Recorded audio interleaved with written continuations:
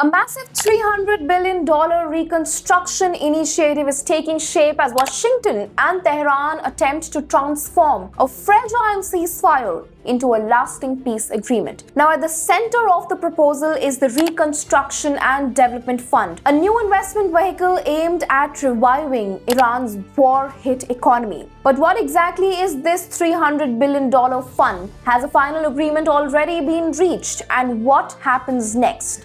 Let's decode that in this episode of Spin the Globe. Now, the proposed fund is a key component of the broader framework agreement currently being negotiated by the United States and Iran. However, it is not yet a binding deal. The fund, known as the Reconstruction and Development Fund, will become operational only if both sides successfully conclude a final peace agreement during the ongoing 60-day negotiation period. Now, as per Reuters, more than half of the proposed funding has already been committed by private sector investors from multiple regions, including the United States, Gulf Arab states, Asia, Africa, and South America. The initiative is intended to create a powerful economic incentive for both the nations to sustain diplomatic engagement even after months of conflict. The development comes just days after US and Iranian officials announced a framework agreement aimed at ending the Iran war, lifting the US blockade on Iran and reopening the Strait of Hormuz, one of the world's most critical energy transit routes.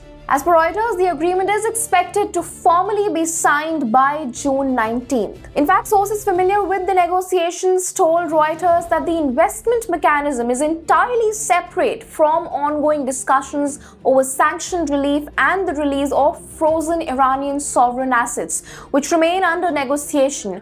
Now, this fund would represent one of the largest international investment initiatives ever proposed for Iran since the 1979 Islamic Revolution. As per Reuters, the proposed Reconstruction and Development Fund is not a reparation program and will not include taxpayer money, government grants, or direct financial transfers from Washington. Now, while the proposed fund has drawn widespread attention, negotiators emphasize that it remains dependent on the progress in the wider diplomatic talks. In fact, Vice President J.D. Vance has stated that Iran would only gain access to the fund's benefits if it meets key commitments, including addressing concerns over its nuclear programs, reducing enriched uranium stockpiles, and agreeing to strict international verification measures. In fact, as per Reuters, both the countries, Iran and the United States, have digitally already signed a memorandum of understanding. However, investment vehicle will not come into formal existence unless a comprehensive final settlement is reached. Now, if talks succeed, the fund could become one of the largest international reconstruction efforts in years.